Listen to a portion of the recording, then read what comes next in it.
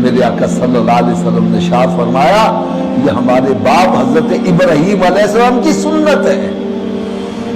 یا رسول اللہ صلی اللہ علیہ وسلم اس میں فائدہ کیا ہے؟ فرمایا جب تم قربانی کرتے ہو، قربانی کے جانور کا خون زمین پر بعد میں گرتا ہے، رب کی بارگاہ میں پہلے قبول ہو جاتا ہے۔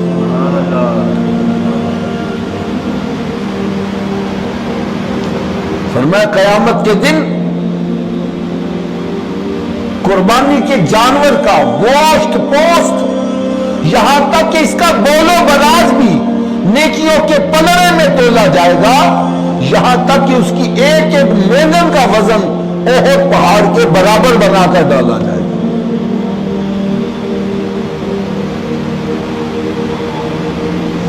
اور ایک آپ کو بڑی پیاری ایمان افروز حدیث پاک سناؤں۔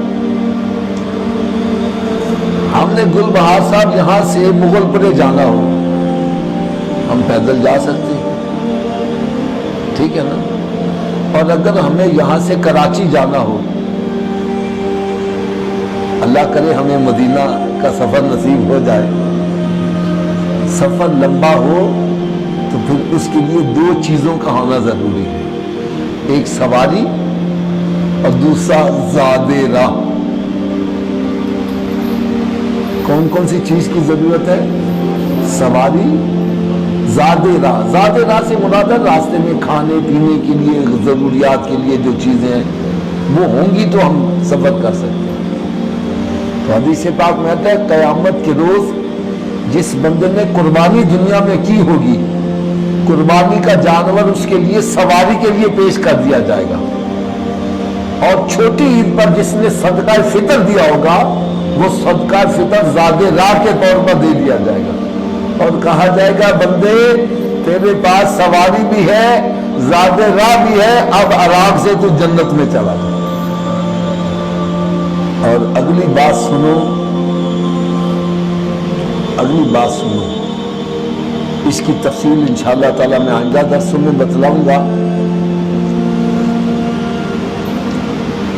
جس بندے سے ہم ناراض ہو جائیں، ناراضگی کے بھی لیول ہوتے ہیں، ایک دو جانا ناراض ہو گیا، میں کہا یار مجھے نہ بلایا کرو یار، اور ایک ناراضگی جب زیادہ بڑھ جائے ہم کہتے ہیں یار تو میرے گھر میں داخل نہیں ہونا، یعنی جس کو ہم یہ کہتے ہیں بھائی تو میرے گھر میں داخل نہ ہونا، اس کا من ہم اس سے بہت زیادہ ناراض ہیں۔ تو میرے آقا صلی اللہ علیہ وسلم نے ارشاد فرمایا جس پر قربانی واجب ہے اور پھر وہ جان بوجھ کے قربانی نہیں کرتا وہ ہماری عیدگاہ کے قریب نہ آئے۔